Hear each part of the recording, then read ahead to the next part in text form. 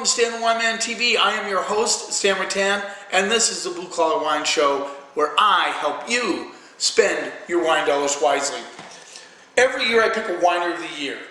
Well, I have done it now for the last 5 years. I've picked Winery of the Year, and this year, in 2017, going into 18, my 2017 Winery of the Year is Kerloo Cellars.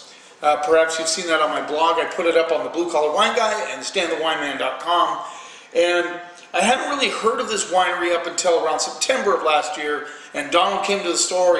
He shared some of these wines with me, and I was absolutely blown away. I was smitten with these wines, the quality of each wine that I tasted, the structure, the terroir, the expression of these wines I felt was exactly what I was looking for. Now, that being said, these wines aren't necessarily what I would call in the cheap zone, but they're not in the cheap seats, but they're also not ultra expensive. We're not talking, well, we're not talking Leonetti, we're not talking double back, we're not talking those type of prices. They're all around the $40 range. Well, some of them are not, especially when you get into the whites. But that being said, and I've said this before, I am the blue collar wine guy, but blue collar people spend money on expensive things if they feel they're worth it, if they show QPR, quality to price ratio. When I tasted these wines, that's exactly what I got. Now, that being said, I did not taste any of the whites, so I'm not nervous because I feel like the owner of the winemaker, Ryan Crane, now Kerloo means call of the crane. So in this first episode, I'm going to review 3 whites. In the next episode, I'll review 4 reds. So I'm excited to do this. I don't think I've done this before. I might have did this with Kyra Wines when she was my Winery of the Year. No longer in business, kind of sad. But her husband said he could no longer help with the winery, and she needed his help. But anyway, great winemaker, loved their wines. But now I'm on to Kerloo. Wine Enthusiast did Sean Sullivan. I really like Sean a lot. He works for the Wine Enthusiast, and he did an article on game-changing winemakers of Washington State, and he mentioned Ryan Crane as one of those game-changing winemakers. Ryan started off, I think it's Animali, where he helped with the crush and that sort of thing, helped in the winery there in Seattle. Then he moved over and he worked a little bit with Marie from Kerloo Cellars.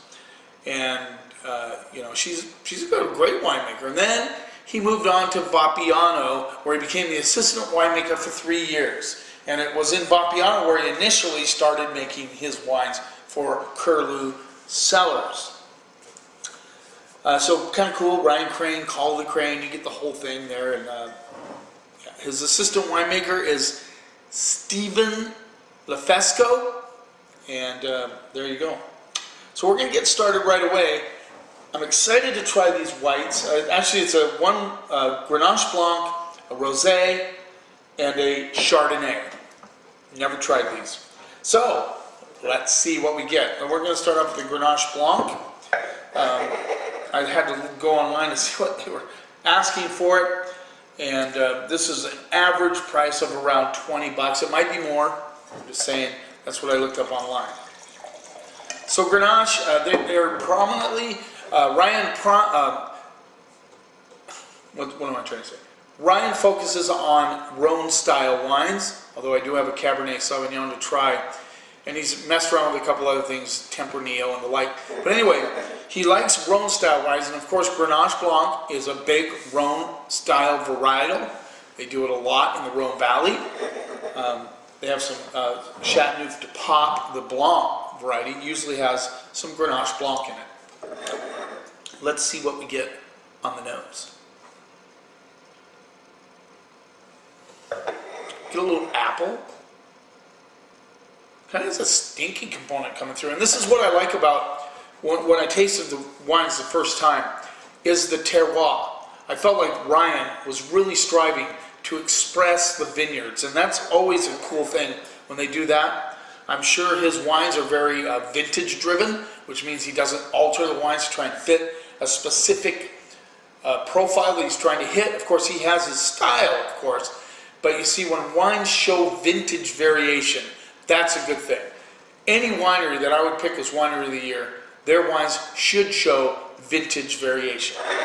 So before I get carried away here, this is the 2016 Grenache Blanc from Kerloo Cellars, 100% Blue Mountain Vineyard. Now, it's a cool spot. Susie and I went there year before last, I believe. Yes, and we visited that area with Trey Bush. He showed us around. Cool area, 278 cases produced, rolls in at $20, Walla Walla Valley. Blue Mountain will be a appellation at some point. You see it there? There you go. Sometimes my camera takes a minute to focus. But I did figure out the sound problem. I'm excited about that. So we shouldn't get all that crackling and stuff that happened in past videos. So apples, a little bit of stink action. Definitely some melon coming through. Might get a little bit of pineapple action. And I get this there's like a toasty component coming through on the nose, which is kind of interesting. I doubt if he puts it on oak. I would seriously doubt it. But anyway, it's got that little, I don't know, there's like it reminds me of a burnt match, but like it's been sitting around for a while. Like you had really to stick it up to your nose and smell the match. If that makes sense. You're getting a little tiny bit of banana as well. Let's see what we get on the palate.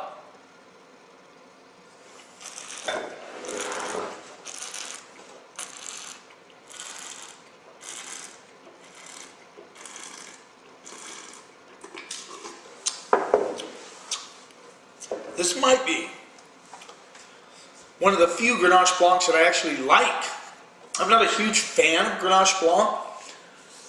Doesn't mean that I'm not going to be fair when I'm rating or grading the wine, but it's just not my favorite. You know, it's not a go-to. But this has good acidity, which I really like. I really like the acidity on this. I'm getting a little bit of a lemon component coming through.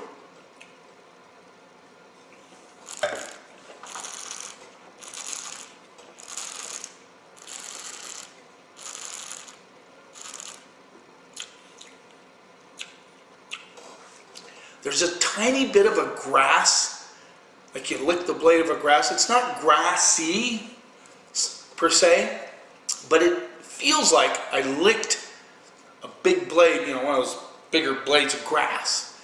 And that, it's a little bit there. A little bit of lemon, good acidity, very bright on the palate, good balance, good structure.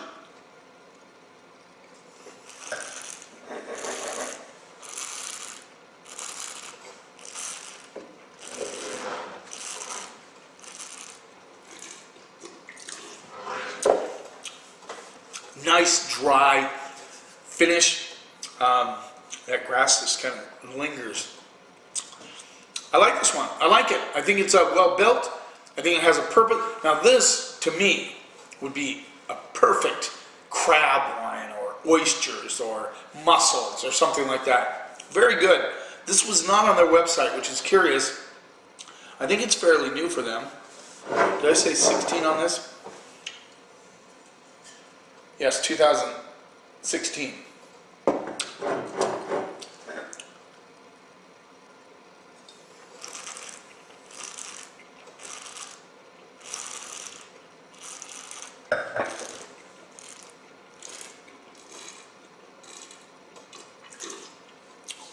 There's a slight bitter component on the back end. It gets a little bit bitter back there.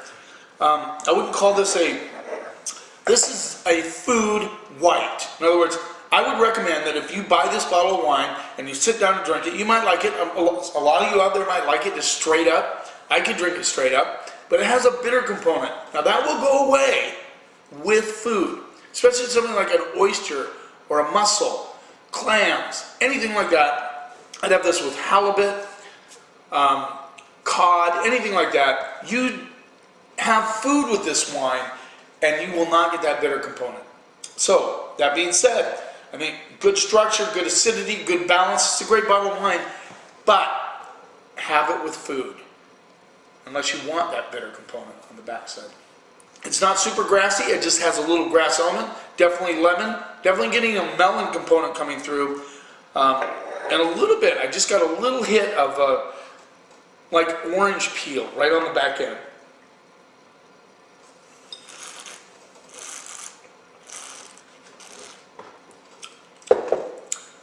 Yeah, that orange peel. Right on the back of the mid palate and then into the finish. Like I said, great wine. I'm gonna go B+. I think it's a way above average. I think it's an interesting wine. I think you'd like it, but I'd definitely have it with food. Let's move on. The 2016 Grenache Rosé, Columbia Valley, 100% Grenache, Painted Hills Vineyard, 352 cases produced, $15 from Kerloo Cellars. I think my camera's going to have trouble focusing on this one. Let's see if I can't tell. I hope it's focusing, guys. I like their labels. I like their bottles. I love them. So much of a winery, it's too bad sometimes a winery will come out and they have good wines, but they make some terrible labels. And a lot of people label shop. I don't recommend that, but they do, and I understand that as a person at the store trying to sell these wines. Now that being said, I have none of these at the store right now. That could change down the future. Of course, these videos are not an attempt to sell wine at King's Market. I just love educating about wine. I love helping you find good wines for your money. That's what I do. I get excited about wine. I love it. This is a rosé. Let's see what we get on the nose. $15. Did I mention that? $15. Wow.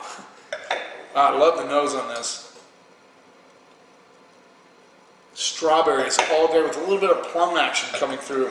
I mean, they're very big strawberries. Like you just stuck your face in strawberries. That's what I'm getting. A little bit of like a rose, like pink rose petals, I guess. A little bit of an oatmeal thing coming through, which I like. I like that in a wine. I've gotten oatmeal many times. Yeah, great nose on this. Great nose on a rosé. You don't always get that. Let's see what we get on the palate.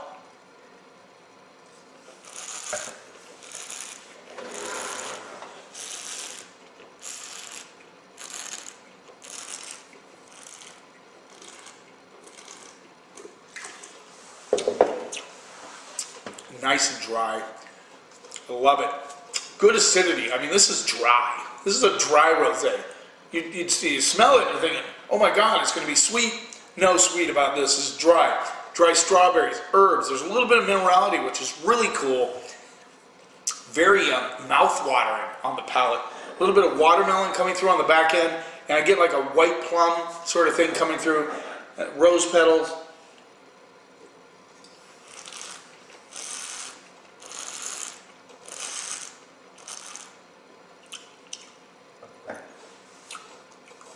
Now, I didn't read up, but maybe.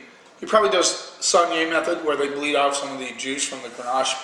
I don't know. I am actually going to go visit Ryan. I've never met Ryan. I'm excited to meet him. I'm going to go down to Soto in Seattle and interview him for YouTube, and that's coming up here pretty soon. I'm just excited. I've never really focused as much as I should on my Winery of the Year, so I'm really getting excited about doing this. This will be a pattern that I follow next year, as long as I'm still doing these YouTube channels. And by the way, I just want to thank all of you that are supporting me. My views are going up and up and up. I would like you to email me or make a comment on the video of anything you would like to see me do. I'm willing to, dive into some varietal. Do you want me to, and we talked about this before, do you want me to give a little education maybe on how to taste or decanting or anything? You just give me some ideas. I love the ideas. This is mouth-watering. I mean, I'm still tasting it. I got the strawberries and the rose petals coming through. And, most of Rosé's huge, huge. I'm still selling rosé in January. Of course, not like I do when the sun starts coming out, but I sold a ton of rosé at the store this past year during the summer. Amazing. You couldn't hardly keep it on the shelf. And this is a style, very light in color. You can see that. Very light in color. This is a style people tend to lean towards, is that drier, kind of a brighter style rosé.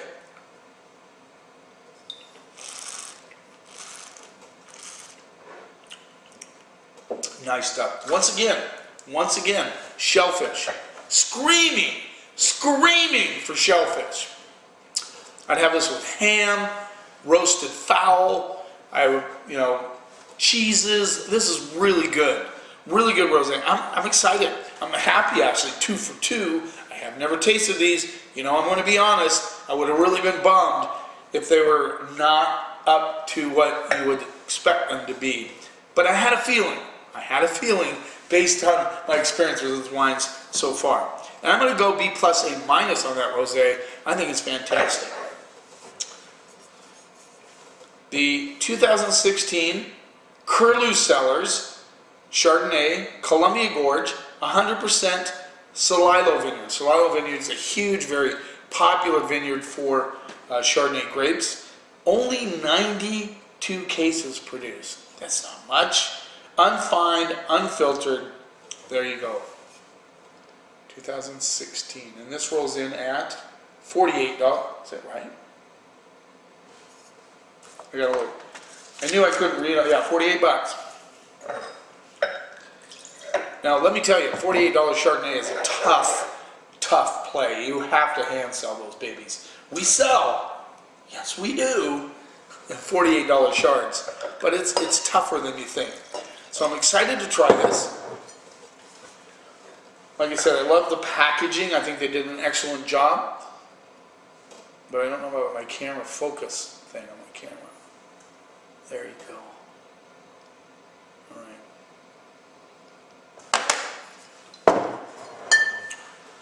Chardonnay, number one wine in the United States is Chardonnay as far as sales go. I know a lot of people are surprised by that, those ABC, anything but Chardonnay.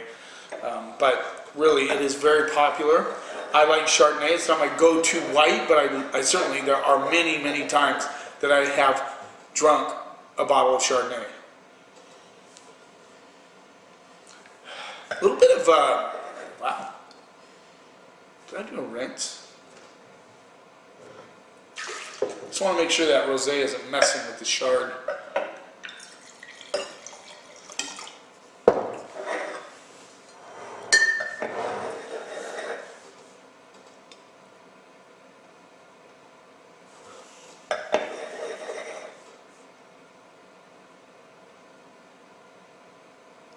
Getting a licorice component coming through. That was the first thing I got. There's almost like I get like a kind of a pine needle, but not full pine needle, like very faint pine needle component coming through with licorice. I don't think this reminds me a little bit, I know Celilo is an excellent source for Chardonnay in the Washington State, as well as Evergreen Vineyard, but I don't think I've ever smelled a Chardonnay like this. Just a tiny hit of pears underneath, which is common.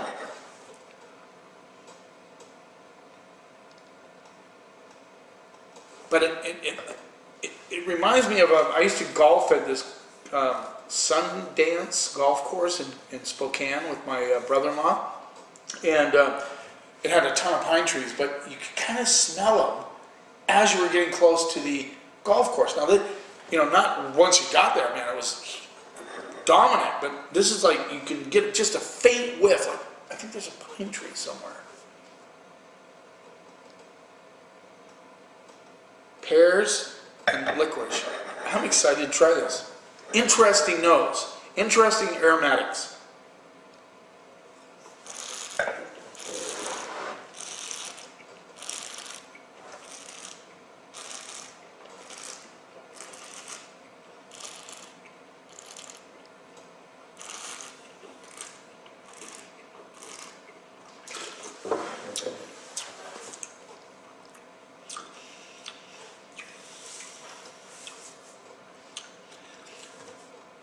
If you want a buttery Chardonnay, you're not going to go here. But I will tell you, this could stand up to some pretty serious white Burgundies. I'm telling you right now, it could. It has minerality, that licorice component, and it was really weird. I got that little hit of that pine thing coming through right at the front of the mid palate. Then it disappears a little bit, and then you get a little bit of a pear component. In fact, I can still taste the pear component coming through on the backside. And there's definitely like a very faint, like licorice thing coming through.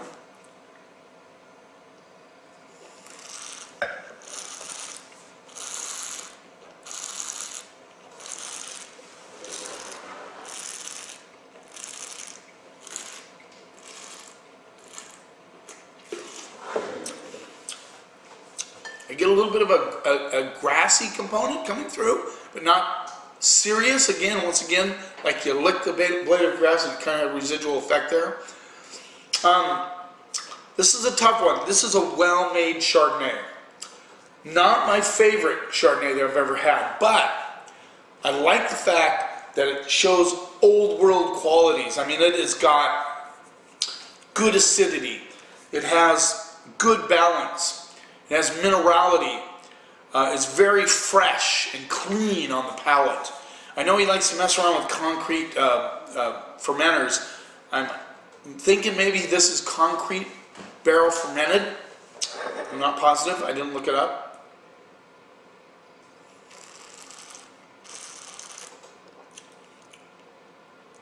I know a ton of guys that would love this and drink Burgundy, and we're talking good Burgundy. We're not talking like the cheaper style white Burgundies. We're talking more serious, closer to Chablis. There you go.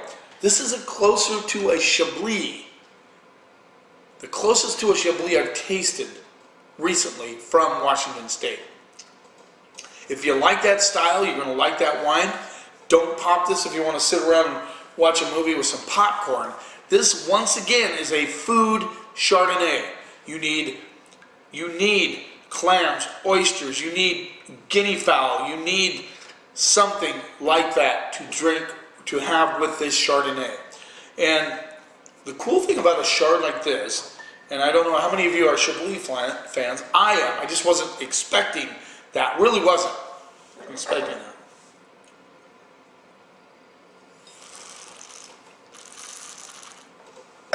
This has, I'm just going to look on the back here. It doesn't say anything refined. I'm thinking there's no oak on this at all. Zero oak. This is an unoaked Chardonnay, although he doesn't claim that anywhere here. Solito Vineyard, very good, very clean, very delicious, but very, very tight and very, very fresh. And it needs food. And I'm going to say something right here. I'm going to put my reputation on the line. This will age 5 to 10 years. Easily. I believe it. In fact, I need to buy a bottle and just put it away. And then hopefully I'm still doing it. Well, I don't know where I'm going to be 5 or 10 years from now. But 5 years from now, I bet this softens up a little bit and becomes fantastic. I'm going to go B on this one because I need to see where it's going in 5 years. I think it's a very solid wine, hedging towards B+. Yeah. Most California Chardonnay lovers are not going to like this, but those of you who are looking for unoaked Chardonnay will like it a lot. It's easy to spend $48 on a quality Chablis. So this is really not overpriced if you're looking at it that way. But we're going to go B, B+, B+, A-, B+. Great wines. I'm very relieved that these wines showed the way they did. You keep watching, and I'll keep helping you spend your wine dollars wisely.